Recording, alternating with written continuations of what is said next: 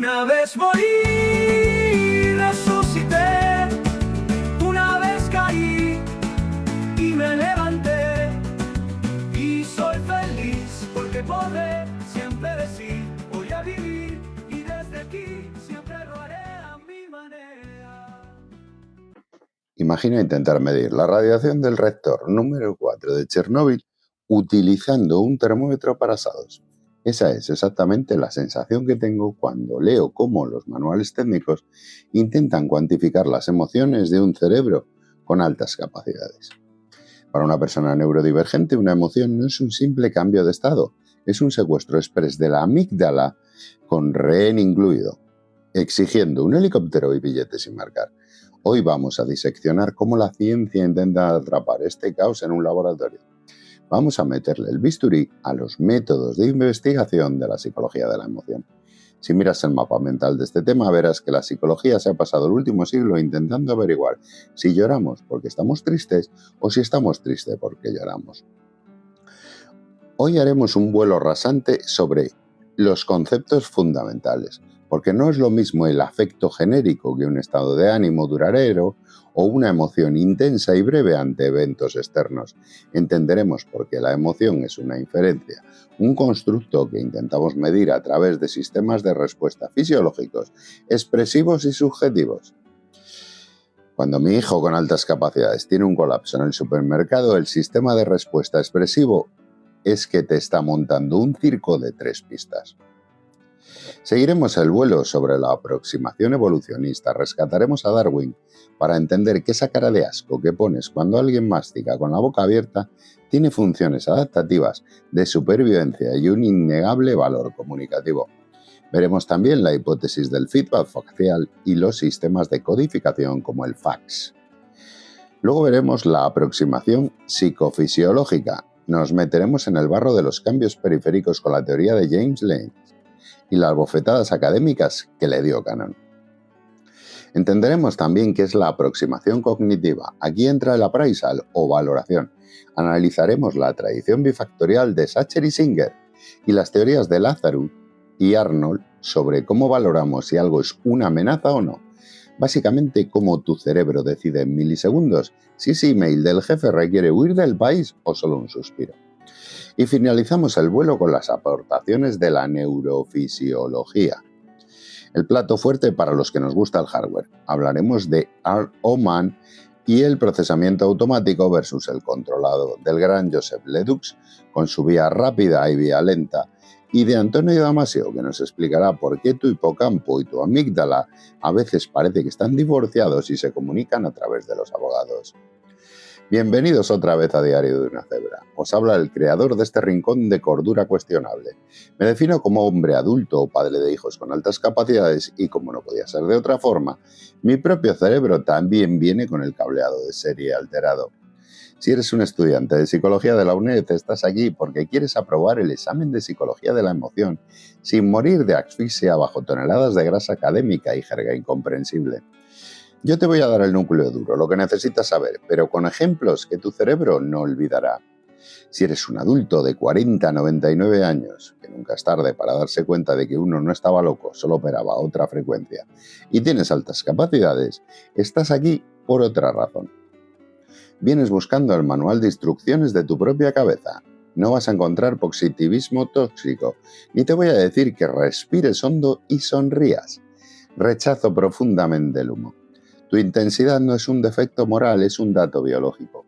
Tu autoridad sobre ti mismo no te la da un título, te la da la experiencia empírica de convivir con un sistema nervioso que tiene el ralentí a 9.000 revoluciones por minuto. Hoy vamos a entender los engranajes de por qué sientes como sientes. Bien, ya hemos hecho las presentaciones y hemos visto el plano general de la obra. Es hora de dejar la teoría en la puerta, ponernos los guantes de nitrilo y abrir el capó del sistema nervioso humano. Vamos a traducir los fríos constructos teóricos de las diapositivas universitarias a la cruda y a veces hilarante realidad de un cerebro que no tiene botón de apagado. Empezaremos por los cimientos. ¿Qué narices es un dato? ¿Qué es un constructo? ¿Y por qué los psicólogos se pelean por definir la diferencia entre estar afectado y tener una emoción? Si vas a meterte a estudiar cómo funciona la mente, lo primero que exige la UNED, y con razón, es que dejemos de hablar como si estuviéramos en la barra del bar. La falta de rigor conceptual ha provocado polémicas históricas y sesgos metodológicos garrafales. Así que antes de conectar los electrodos, vamos a definir qué demonios estamos midiendo. El primer tortazo de realidad empírica es este: las emociones no se pueden observar directamente. Literalmente, no puedes ver la alegría o la ira con un microscopio. La emoción es, por tanto, un constructo, una inferencia que el investigador hace basándose en pistas. Es como intentar adivinar qué película están proyectando en un cine cerrado, solo escuchando las vibraciones de la pared. Lo que sí podemos observar y registrar en el laboratorio son los datos de la emoción, que provienen de 3 sistemas de respuesta independientes.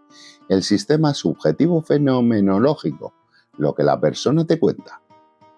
El sistema fisiológico, los cambios orgánicos como la tasa cardíaca o la conductancia de la piel medidos con polígrafos. Y el sistema expresivo motor, la cara que pones, tu postura y si sales corriendo te quedas paralizado. Y aquí viene la trampa. Estos 3 sistemas no covarían estrechamente, no se encienden a la vez ni con la misma intensidad. El otro día mi hijo pequeño estaba en el salón. Su sistema fisiológico estaba disparado. Su sistema expresivo motor estaba en modo voy a asesinar a un elfo. Como buen padre investigador, fui a recoger el dato del sistema subjetivo. Le pregunté, ¿qué te pasa? Su respuesta, nada. Estoy perfectamente. Solo estaba pensando en lo injusta que fue la extinción del Cretácico. Por eso la ciencia nos advierte del peligro del reduccionismo empírico. Ningún dato aislado es un índice inequívoco de lo que sientes. Los evolucionistas la pifiaron al igualar emoción solo con expresión facial y los psicofisiólogos al reducirla a meras alteraciones viscerales. Si asumes que alguien no está sufriendo ansiedad solo porque su cara está neutra, estás cometiendo un error de manual. En la calle usamos afecto, emoción, estado de ánimo y sentimiento casi como sinónimos. En el laboratorio hacerlo te invalida el experimento. Vamos a diseccionarlas. El afecto es el paraguas, el término genérico para cualquier experiencia con un componente evaluativo, bueno, malo, placentero o doloroso. Un dolor de muelas es un afecto. Que te toque la lotería, también. La emoción. Aquí hablamos de la caballería pesada. Es un estado mental de elevada intensidad y duración muy reducida. Tiene un desencadenante externo claro y su función biológica es interrumpir la acción en curso para reordenar tus prioridades frente a una urgencia. Por ejemplo, estás haciendo un examen, suena la alarma de incendios. Tu emoción interrumpe el cálculo matemático y prioriza que no mueras carbonizado. El estado de ánimo es el ruido de fondo. Tiene baja intensidad, pero duración prolongada. No tiene un inicio claro y suele depender de factores difusos como las hormonas o la falta de sueño. Funcionalmente no interrumpe, sino que mantiene una preparación. Si estás irritable, tu estado de ánimo mantiene la recámara lista para disparar al primero que te dé los buenos días. Y el sentimiento es la versión con posgrado de la emoción.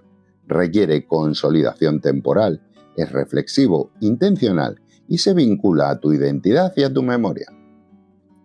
Para terminar este bloque, la advertencia de Art Oman. No confundas el motor con el cuentakilómetros. La emoción como producto es el estado consciente, el sentimiento subjetivo de que estás sintiendo algo. Es solo la puntita del iceberg que logra llegar a tu corteza cerebral, la cual tiene unos recursos muy limitados. La emoción como proceso es el verdadero jefe en la sombra.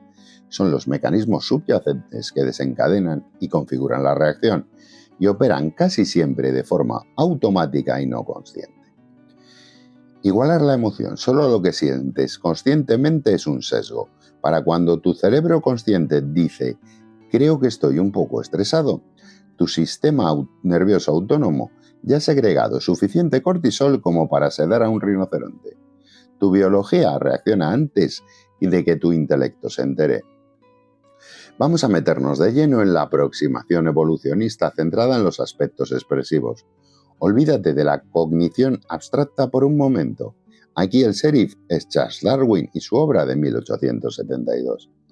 Darwin nos regaló la excusa biológica perfecta frente al positivismo tóxico.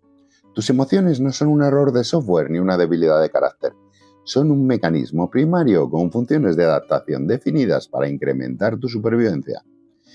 El darwinismo sostiene que nuestra cara es el panel de mandos del cerebro y cumple dos utilidades que garantizan que no nos hayamos extinguido. La primera, una función adaptativa de supervivencia.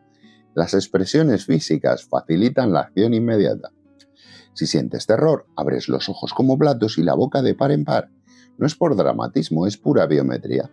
Maximizas la captación de información visual y auditiva sobre la amenaza, mientras tu musculatura se tensa preparándose para la huida. Y la segunda, un valor comunicativo. Tu expresión es un sistema de señalización universal. Comunica tus estados internos para que el resto de la tribu anticipe tus acciones. Un bebé ante un precipicio visual mira el rostro de su madre. Si ella sonríe o muestra alarma, el niño decide si avanza o frena. En mi casa este lenguaje primitivo de supervivencia familiar está a la orden del día. Cuando el router sufre una microcaída de 3 milisegundos, mi hijo activa el protocolo darwiniano de amenaza letal, dilatación pupilar máxima, tensión de maseteros y un bufido gutural que comunica a la tribu que su servidor de Fortnite se ha colgado. Darwin diría que se prepara para huir de un depredador. Yo digo que el depredador es el lag. Darwin, que era un genio pero carecía de instrumentación moderna, intentaba validar sus teorías enviando cuestionarios a misioneros en contacto con tribus aisladas o analizando fotos de niños y animales. La universidad aquí se nos pone exquisita. El componente expresivo se mide con registros poligráficos musculares y sofisticados, sistemas de codificación facial, siendo los reyes indiscutibles el FACS, Facial Action Coding System de Ekman y Friesen, y el MAX de Izar. Si la cara viene configurada de fábrica por nuestra genética evolutiva, la gran predicción empírica es que debe ser universal y transcultural. Para probarlo, Ekman y Friesen se fueron en los años 60 a Borneo y Nueva Guinea. Buscaron a nativos sin contacto occidental y les enseñaron fotografías. Como no sabían leer, les contaban una pequeña historieta y les pedían elegir la foto en que encajaba. A la ciencia le encantaron los altos niveles de coincidencia, pero luego vinieron las bofetadas por críticas metodológicas. Si a un sujeto le ofreces opciones de respuesta tan restringida, solo 2 o 3 fotos, fuerzas matemáticamente que acierte. Investigadores como James A. Russell bajaron los humos proponiendo una universalidad mínima. El consenso transcultural no significa que tengamos un instinto genético cerrado, sino que todos los humanos aprendemos a inferir estados a partir de ciertos movimientos musculares. Y aquí llegamos a la parte donde puedes hackear tu propio sistema nervioso. Darwin ya sugirió que expresar libremente una emoción la intensifica y reprimirla la debilita. A partir de los años 70, esto se convirtió en la hipótesis del feedback facial. Los cambios en la musculatura de la cara modulan la cualidad e intensidad de lo que sientes. Para probarlo sin que los sujetos se dieran cuenta de lo que se estaba midiendo, los investigadores idearon tareas motoras encubiertas para manipular un poquito. Una de ellas es la manipulación por simulación. En 1988, Strack, Martin y Stipper pusieron a la gente a evaluar la comicidad de unas viñetas. A unos les hicieron sostener un lápiz con los dientes, activando así el músculo cigomático de la sonrisa, y a otros con los labios, inhibiéndolo. Resultado: los que tenían la sonrisa forzada por los dientes evaluaron las viñetas como más divertidas. En otro estudio, obligaron a los sujetos a intentar unir 2 tis de golf pegados a sus cejas, forzando el ceño fruncido y logrando que incrementaran sus reportes de tristeza. La otra forma es la manipulación por inhibición o exageración. Al aplicar descargas eléctricas, pedir a los participantes que fingieran más molestia de la real, demostró que exacerbar la acción del rostro aumentaba significativamente la respuesta fisiológica, como la conductancia de la piel. Para cerrar este bloque, las fuentes nos lanzan una advertencia vital frente al reduccionismo empírico en el que cayeron muchos teóricos clásicos. cometieron el error de igualar el constructo multidimensional de la emoción exclusivamente con la expresión facial. Si tienes un cerebro neurodivergente, sabes bien de lo que hablo. Puedes estar procesando un tsunami interno por una sobrecarga sensorial, pero estar enmascarándolo con un rostro de absoluta neutralidad. Asumir que los gestos de la cara son el único determinante del afecto restringe la comprensión de nuestra complejidad. Vamos a dejar la cara y a bajar al sótano del cuerpo humano, las vísceras, el corazón y las tripas. Entramos en la aproximación psicofisiológica. Aquí el protagonista absoluto es William James y su colega danés Karl Lanz, que en 1884 soltaron una bomba teórica que reventó el sentido común de la época. El sentido común dice: veo un oso, siento miedo y por tanto tiemblo y mi corazón se dispara. James dijo: no, idiotas, veis el oso, vuestro cuerpo tiembla y el corazón se dispara de forma automática, y es la percepción de esos cambios corporales lo que genera la emoción del miedo. Básicamente el famoso no lloras porque estás triste porque notas que estás llorando. El pequeño inconveniente de la teoría de James Lanz, que James se sacó esto de la manga basándose en la introspección y en anécdotas. Cero datos empíricos, cero rigor de laboratorio. Ahí apareció Walter Cannon con el cuchillo entre los dientes. Cannon cogió perros y gatos, les seccionó las vías nerviosas aferentes y demostró que los animales seguían mostrando comportamientos emocionales de huida o ataque. Si no sentían sus vísceras, ¿cómo podían tener emociones según James? Con este tortazo experimental, la teoría de James quedó metida en un cajón durante 60 años. La teoría de Cannon me resulta familiar. Cuando a mi hijo pequeño le da una rabieta monumental, su cuerpo está completamente rígido, no respira, no suda. Pareciera que sus vísceras están desconectadas, pero su nivel de ira rivalizaría con el de un señor de la guerra vikingo al que le han robado el hacha. Claramente la emoción ocurre con o sin feedback periférico. A pesar del varapalo inicial, la provocación de James fue oro puro para la ciencia, porque obligó a los investigadores a dejarse de filosofía barata y meterse en el laboratorio a medir cosas de verdad. Así nacieron dos grandes líneas de investigación. La línea 1, la especificidad autonómica. Si la emoción depende de lo que hace el cuerpo, entonces cada emoción debe tener un patrón corporal distinto, ¿no? En los años 80, Robert Levenson se propuso demostrar esto. Enchufó a la gente a polígrafos para medir la tasa cardíaca, la temperatura de las manos y la conductancia de la piel, y los puso a recordar traumas o a poner caras raras. Y bingo, descubrió patrones distintivos. Resulta que la ira, el miedo y la tristeza te aceleran más el corazón que el asco, y la ira te calienta más los dedos que el miedo. Tu cuerpo no reacciona igual cuando quieres estrangular a alguien que cuando quieres huir de él. Y la línea 2, la percepción autonómica. La segunda exigencia para que James tuviera razón es que el ser humano debe ser capaz de sentir sus cambios internos. La ciencia intentó medir esa capacidad de varias formas. La primera en pacientes con lesiones medulares. En los 60, George Hoffman estudió a pacientes parapléjicos y tetrapléjicos, sugiriendo que a menor conexión con el cuerpo, menor intensidad emocional. Luego se demostró que metodológicamente era un desastre, no había grupo de control y que los lesionados medulares sienten igual que los demás. La segunda forma, con autoinformes y cuestionarios, preguntarle a la gente si notaba su estómago encogerse. Fracasó porque, como decía el Dr. House, todo el mundo miente o no tiene ni idea. La tercera, mediante la tarea de discriminación cardíaca. Aquí se pusieron serios. Te enchufan un electrocardiograma y te ponen unas luces o tonos.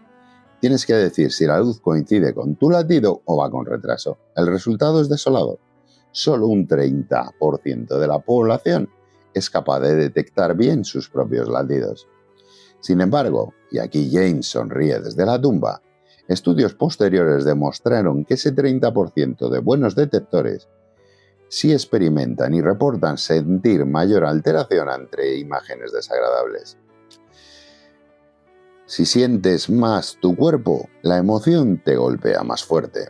O la hiperestesia y sobreexcitabilidad de muchas neurodivergencias.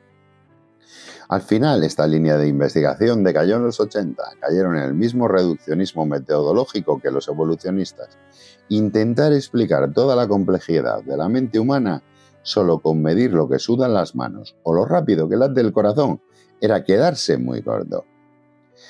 Dejamos las vísceras y subimos al ático. Entramos en la aproximación cognitiva. Las teorías anteriores tenían un fallo garrafal. No podían explicar la variabilidad individual. ¿Por qué entrar a un cuarto oscuro lleno de gente a cada uno le provoca una reacción distinta? Si el estímulo es el mismo y el cuerpo es de la misma especie, ¿qué coño cambia? Cambia el guión que te montas en la cabeza, cambia la mente, la memoria y el aprendizaje. En los años 60, Stanley Schachter y Jerome Singer sentaron las bases diciendo que para tener una emoción necesitas mezclar dos ingredientes. El primero, el arousal fisiológico. Tu cuerpo se altera, pero de forma inespecífica. Esta activación solo pone la intensidad. Y el etiquetado verbal. Tu cerebro mira alrededor, tira de memoria y decide qué significa esa taquicardia. Esto pone la cualidad de la emoción. Para probar esto, en 1962 hicieron un pequeño experimento. Inyectaron epinefrina a los sujetos sin decirles los verdaderos efectos y los metieron en una sala con un actor que fingía estar eufórico o muy cabreado. La idea era que al no saber por qué su corazón iba a 1000, los sujetos copiarían la emoción del actor para etiquetar su propio arousal.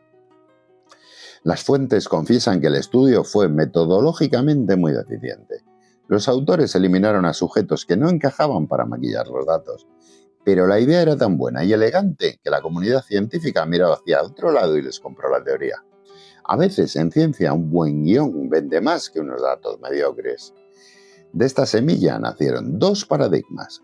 El primero, la transferencia de excitación.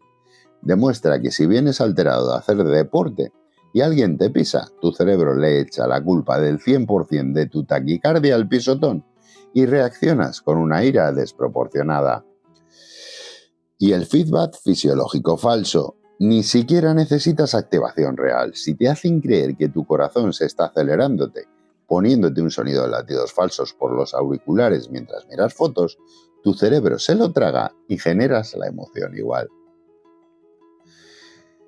Si Schachter dijo que etiquetamos la emoción, Magda Arnold y Richard Lazarus se propusieron averiguar exactamente cómo lo hacemos.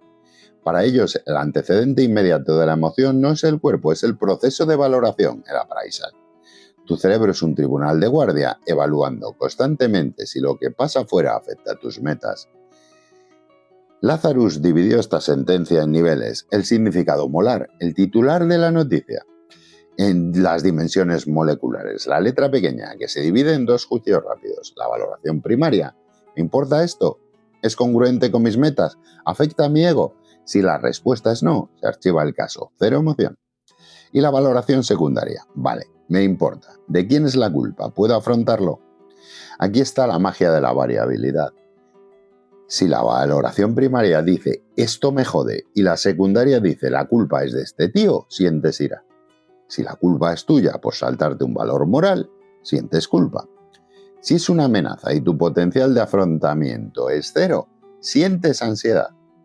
¿Cuál es el problema de medir esto? Que el proceso de valoración es inobservable. No puedes meter un termómetro en los pensamientos de la gente. Tienes que preguntarles. Y cuando le preguntas a alguien por qué se cabreó ayer, no te está dando el proceso automático original. Te está dando la versión editada y reflexiva post partido, contaminada por lo que la cultura le ha enseñado que debería sentir. Para esquivar esto, usan estrategias como simulaciones emocionales o juicios in vivo. A pesar de los problemas para medirlo, el apraisal es la piedra roseta de la psicología moderna, porque nos dio el superpoder de la regulación emocional. Si cambias la valoración cognitiva, el cómo interpretas la realidad, cambias la emoción. Llegamos al final del recorrido técnico. Hemos visto la cara, el cuerpo y el guión cognitivo. Ahora vamos a abrir el cráneo y a mirar los cables.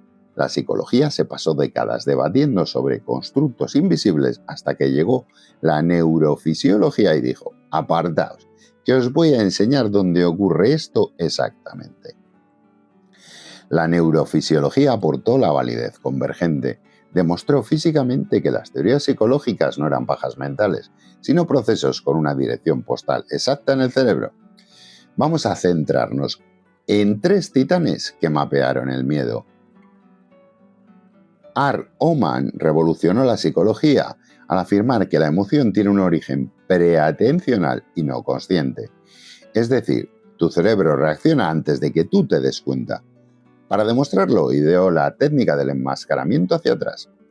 Cogía a sujetos y les proyectaba una foto de un rostro con ira durante solo 30 milisegundos e inmediatamente después les plantaba una cara neutra. El tiempo era tan corto que la mente consciente solo registraba la cara neutra. Sin embargo, cuando medía el sudor de las manos, ¡bingo! El cuerpo estaba reaccionando con miedo. El sujeto decía, he visto un señor normal, pero su sistema nervioso gritaba, ¡alarma roja! Años más tarde, Paul J. Wallen metió este mismo experimento en un escáner de resonancia magnética y comprobó que la amígdala se encendía como un árbol de Navidad ante esos rostros enmascarados que el sujeto juraba no haber visto. Si Oman probó que el susto inconsciente existía, Ledoux descubrió los cables exactos, condicionando ratas con descargas eléctricas y lesionándoles partes del cerebro. Descubrió 2 vías para procesar el miedo. La vía rápida, que va del tálamo directo a la amígdala, no pasa por la corteza prefrontal. Es sucia, imprecisa, pero rapidísima. Es la que te hace saltar hacia atrás cuando ves algo alargado en el suelo, creyendo que es una serpiente. Y la vía lenta, que va del tálamo a la corteza visual auditiva, lo analiza bien y luego informa a la amígdala. Es la que un segundo después del salto te dice, tranquilo idiota, es solo una manguera. Esto demostró biológicamente que Oman tenía razón. La emoción puede ocurrir sin ninguna mediación del pensamiento consciente. Damasio remató la faena estudiando a pacientes con daños cerebrales específicos para demostrar la disociación entre la memoria declarativa y la emocional. Hizo un experimento condicionando a los pacientes para que asociaran una diapositiva azul con un ruido espantoso. En el paciente con lesión en la amígdala, sabía perfectamente que después del azul venía el ruido, pero su cuerpo no mostraba ni una gota de estrés. Sabía lo que iba a pasar, pero no lo sentía. El paciente con lesión en el hipocampo, su cuerpo empezaba a sudar a mares en cuanto veía el color azul, pero si le preguntabas por qué estaba nervioso no tenía ni puñetera idea. No recordaba conscientemente la relación, sentía miedo, pero no sabía por qué. Esta disociación de Damasio explica perfectamente la paternidad de un niño con altas capacidades. El crío tiene un colapso masivo. Tú como padre intentas usar la vía lenta cortical preguntándole racionalmente ¿por qué lloras, hijo? Y él te mira con odio porque su hipocampo está colapsado y no puede verbalizar que la costura del calcetín le está arañando el alma. El cuerpo siente el terror, pero la explicación intelectual está fuera de servicio. En resumen, la amígdala es tu sistema de alarmas de supervivencia y el hipocampo es tu archivador de datos. Cuando ambos trabajan juntos, que es lo normal, un recuerdo emocional se graba a fuego. Fin de la teoría. Ahora imagina que te dan las llaves de un coche de Fórmula 1, pero te obligan a conducirlo exclusivamente por calles peatonales y zonas escolares a 20 km por hora. Este es el resumen de lo que significa tener un cerebro con altas capacidades. Tienes un motor capaz de procesar a 15.000 revoluciones por minuto, pero el entorno te exige ir en primera marcha pisando el embrague constantemente para no atropellar a nadie. Todo este temario académico que acabamos de diseccionar no es solo teoría de laboratorio para probar en la UNED, es el manual de instrucciones de nuestra propia maquinaria biológica. Vamos a traducir la teoría a la vida diaria. Recuerda lo que vimos en los conceptos fundamentales. La emoción es un constructo inobservable y lo único que los demás ven son los datos expresivos. En el mundo de las altas capacidades, esto explica nuestra mayor herramienta de supervivencia y nuestra mayor condena, el masking. La sociedad te penaliza si tu sistema expresivo motor muestra la intensidad real de tu sistema subjetivo fenomenológico. Así que el cerebro con altas capacidades aprende a disociarlos. Por dentro, estás sufriendo un tsunami nivel 9 por una sobrecarga sensorial o una injusticia percibida. Pero por fuera, mantienes el rostro de un jugador de póker escandinavo. La teoría lo llama falta de covariación estrecha entre sistemas de respuesta. Yo lo llamo llegar a casa, cerrar la puerta y colapsar contra la pared porque sostener el personaje te ha fundido la batería social para 3 días. Cuando la aproximación psicofisiológica intentó medir la capacidad de detectar los latidos del corazón, descubrió que solo un 30% de la población son buenos detectores y que esos individuos reportan sentir mayor alteración y molestia. Bienvenidos a la hiperestesia y la sobreexcitabilidad psicomotora de las altas capacidades. Nosotros no solo somos buenos detectores, somos putos radares militares. Sentimos la taquicardia, el cambio térmico periférico y el nudo gastrointestinal con una resolución 4K. Para nosotros, William James tenía razón, sentimos el cuerpo alterarse a una velocidad tan vertiginosa que la emoción nos golpea físicamente antes de que podamos articular una sola palabra. Lazarus decía que la emoción depende de la valoración cognitiva. Si algo es relevante para tus metas y afecta a tu ego o valores morales, sientes la emoción. El problema de un cerebro de alta capacidad, todo es relevante. Nuestro sistema de appraisal no tiene filtro de spam. Procesamos la información con tal profundidad que un comentario ambiguo en una reunión de trabajo pasa por 20 dimensiones moleculares de evaluación secundaria, atribución causal, expectativas futuras, potencial de afrontamiento, todo ello en milisegundos. Evaluamos el mundo entero constantemente, por eso nos agota tanto existir. Nuestra incongruencia de meta se activa no solo cuando nos atacan a nosotros, sino cuando vemos una injusticia sistémica a 5.000 kilómetros de distancia. Mi mujer, que tiene una paciencia digna de estudio teológico, me dice a veces: ¿por qué te pones así por un puñetero correo electrónico? Yo intento explicarle, usando a Sacher y Singer, que mi arousal inespecífico se ha sumado a un etiquetado verbal catastrófico derivado de una transferencia de excitación previa por culpa de un café mal hecho. Ella suspira y me da un abrazo. Supongo que el afecto interrumpe mi procesamiento automático mucho mejor que la neurobiología. Luego llegan Ledoux y Oman y nos salvan de la culpa. Durante años nos han dicho: eres demasiado sensible, cálmate, piénsalo racionalmente. Ahora sabemos que el miedo y la emoción intensa tienen una vía rápida subcortical que va directa del tálamo a la amígdala, saltándose la corteza cerebral. Tu intensidad no es un defecto moral ni un capricho, es hardware puro y duro. Tu cerebro detecta una amenaza y la amígdala tira del freno de emergencia antes de que tu corteza prefrontal pueda siquiera atarse los zapatos. Tu hipocampo se inunda y tu memoria emocional secuestra el vehículo. Validar esto biológicamente es el primer paso para dejar de odiarnos por no encajar en la norma de la mediocridad emocional. El positivismo tóxico de las tazas de desayuno te dirá que si quieres puedes y que sonríe a la vida. La psicología de la emoción y la neurofisiología te dicen que tu amígdala tiene línea directa con tu supervivencia, que tu appraisal cognitivo está configurado por tu memoria y que tu musculatura facial puede retroalimentar tus vísceras. Aceptar tus altas capacidades o simplemente tu intensidad pasa por dejar de luchar contra el diseño de tu cerebro y empezar a leer su manual. Eres un sistema de alto rendimiento operando en un mundo diseñado para tractores. No estás roto, simplemente necesitas un mantenimiento diferente. Si te preparas para el examen de la UNED, espero que ahora Sacher, Lazarus, Ledoux y el viejo Darwin tengan un poco más de sentido y menos grasa académica. Y si has llegado hasta aquí buscando respuestas sobre tu propia cabeza, este es solo el principio del diagnóstico. En diariodunacebra.com seguiré destripando el día a día de la mente neurodivergente, la gestión emocional real y las estrategias de supervivencia para adultos con altas capacidades que buscan dejar de pedir perdón por ser como son. Pásate por allí, tenemos café negro y datos empíricos. Una vez morí.